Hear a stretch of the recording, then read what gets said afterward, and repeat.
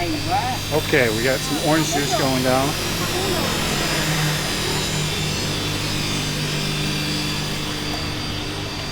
No sugar. No sugar. American. Wrong. Yeah, do them right. How are you? Good English? No, it's okay. Gonna film a little video here. Figured we'd get some orange juice first.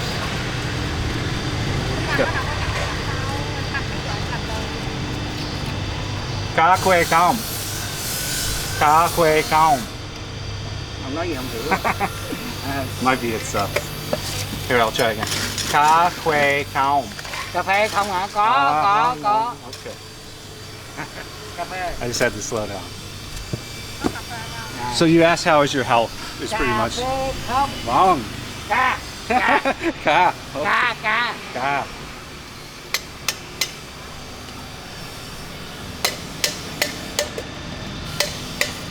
So that's pretty much how are you, but it means how is your health, basically in Vietnamese.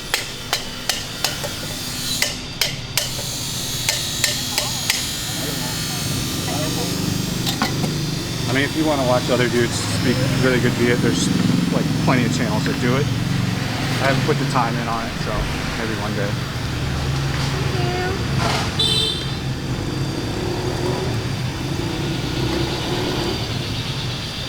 Come on, G. Cảm ơn. Come on. Cảm Come on. ơn. Come on. Dambi, come on. Dạ, tạm biệt. Okay. Well, if you do like this video, I'd appreciate if you smash the like button. If you don't like this video, you can destroy the dislike button. These are things that are all choices. Again, you don't have to hit any button if you don't want to. The best way you can help my channel, though, is to become a subscriber to see more content like this. I gotta adjust the microphone when I get home today. Directives 18s, 19s, 128. What's going on now in the state of, you know, lockdowns, what things are opening, what aren't? What does this stuff all mean? Well, pretty much nationwide, they got rid of all the directives, except in Saigon, which has a Directive 18 that they say incorporates parts of 128 that the PM rolled out. The rest of the country has adopted 128, which goes by zones. If you're very, very high risk, it's pretty much how Saigon is now. If you're risk, and then if you're moderate, and then low, that is the scale of which things can be opened.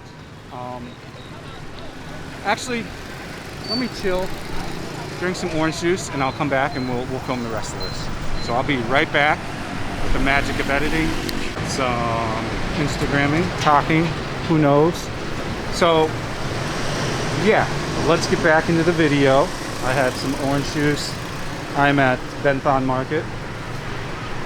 So pretty much everywhere else, like we'll do comparative to Hanoi and Da Nang, because this is what I have the most information on. I have people I know in both places. So yeah, the whole country's supposed to be under this 128 thing, and each place can kind of represent it how they want. But it goes according to this risk scale. If you're at high risk, it's kind of the lockdown we're in here, where no restaurants, no bars, no karaoke, things like this. And then if you're at moderate or risk, still high risk, it's like red, orange, yellow, green. So we're at orange, which they still haven't put restaurants back on the, you know, you can do thing yet. So for example, in Da Nang, in Hanoi, you can go into a restaurant and eat. They're not at high risk. They're at, I think they're at green. Most of Da Nang and Hanoi is at green. So they can actually do stuff. Now, Saigon went and did its own thing, Directive 18, before the 128 thing.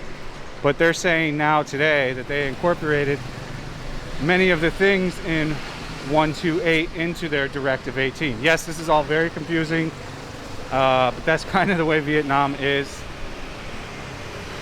My takeaway is I think we're gonna have restaurants and stuff in a few weeks or less. Usually when Hanoi does something, happens here next, Our vaccine rate is through the roof in Saigon.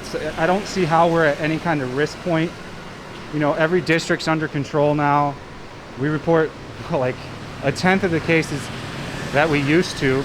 So I mean, I don't know what they're waiting for, but yeah, I give it a few weeks before we're kind of back to operational.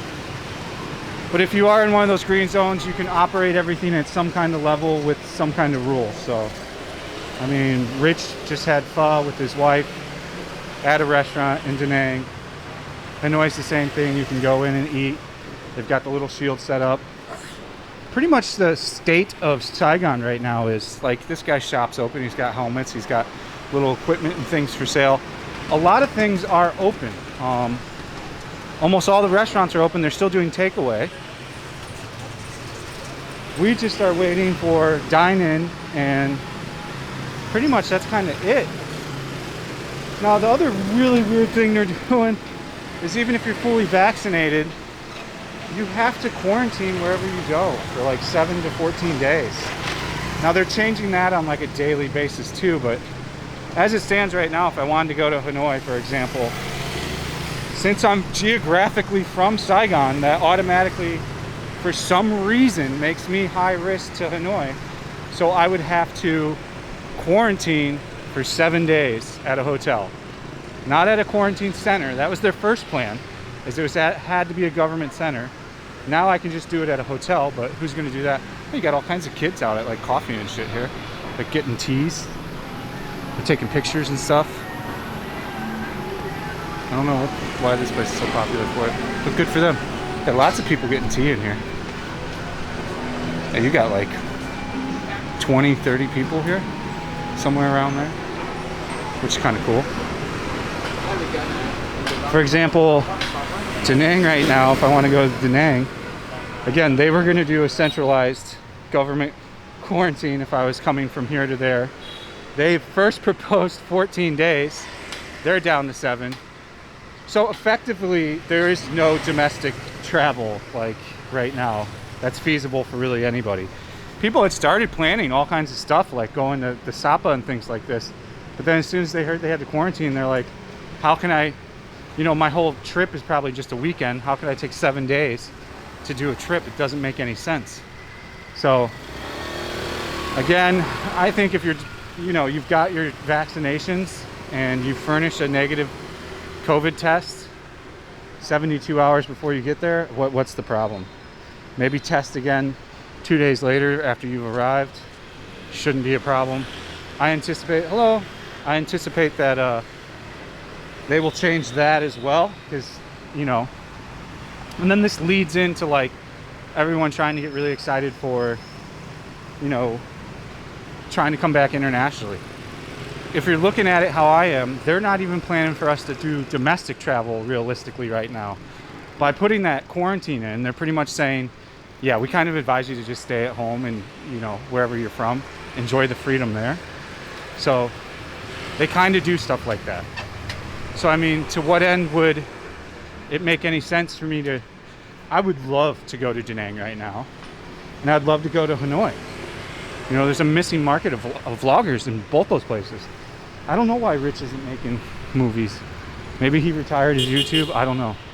Me and Rich are still close and good friends, so I hope to be at his wedding. Of course, I hope he's at my wedding too, when we have our wedding. But yeah, I would love to be vlogging all over Vietnam if it wasn't for the, you know, the rules that they made. So that's kind of explaining what's going on. But like, as you can see, if I go to like Win Way tonight, there's going to be hundreds and hundreds of people there. There's going to be all the vendors selling food.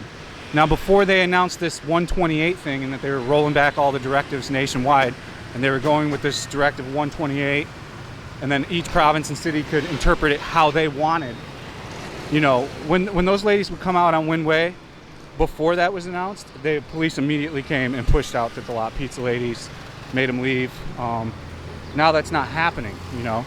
I got an orange juice, as you saw in the beginning of this video. That was not available in my area until they announced the restructuring with the 128 plan, which doesn't look bad at all, but I don't know how they're deeming Saigon a high risk.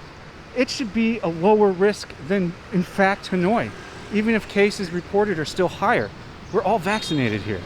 And no, vaccination is not gonna, make you not get COVID. It's not some magical injection. But what it is gonna do is it's gonna, 8 times more chances of you not getting sick from it, and 8 times better chance of you not going to the hospital. So that takes care of the problem that they were doing this all for in the first place, was worrying about overrunning the hospitals and not having enough oxygen and all this shit. That alleviates all that damage. So this is how Vietnam works. You have to get used to it. It can be a little frustrating, but they usually fix this stuff pretty quickly. I'm a firm believer that she's selling banh mi bread. Yeah, all different kinds. Toast, banh mi loaf for the traditional banh mi fit sandwich. So that's, I'm trying to break it down for you so you kind of understand that that's what's going on here. I think by the end of this month we'll see restaurants open here, and I think within a month or two, or there's two scenarios here. They're gonna keep this you're getting quarantined until Tet's over. If you're trying to domestically travel. I think that's kind of maybe their plan, why they're doing that, to discourage people from wanting to go back for Tet. Because if they don't do something right with Tet, even though we're doing much better with this thing, it'll just be another wildfire if everybody goes back and travels home. So time will tell. I'll keep you updated on this new stuff.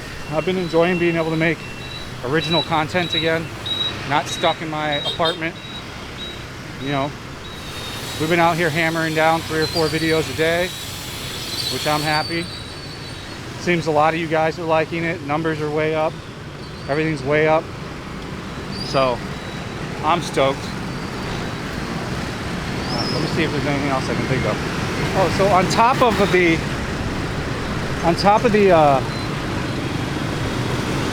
quarantine, the price of airway one way is $400. It's insane. And they've got the plane capacity to 30%. So that's why the ticket's high. The seat next to you's got to be empty. I mean, again, a bunch of nonsense. I could show you right here, no 5K distancing at any of these places when somebody gets up to a stoplight. There's 50 people within a 6-foot radius at any stoplight breathing the same air at any given time. So I don't know. I think things will happen better than what we see. Here's my boy Hun Ho. Best banh mi, in my opinion, in Saigon. I love how people try to hate on that place. We're doing another banh mi review after this. It's a not traditional banh mi. Very, very good too. I have not had it in a very long time, so not since I first got here. And I didn't even know it was a famous banh mi when I first got here. Some kind of Ford. I think the Raptor little truck.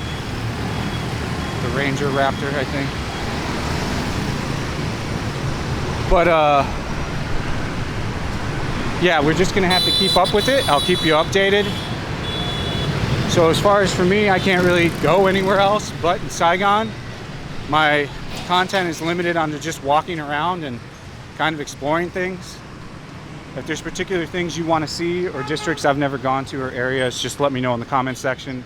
I'm usually much obliged and go where people ask. Somebody asked me to go to Nguyen district, and I went there the next day. So pretty much if you ask, you will receive. So I hope you guys appreciated the update. I thank you guys all. If you want early access to the videos, up to a week early on some, join the Patreon. It'll be there. Stay frosty. See you on the next one. Peace out from Saigon.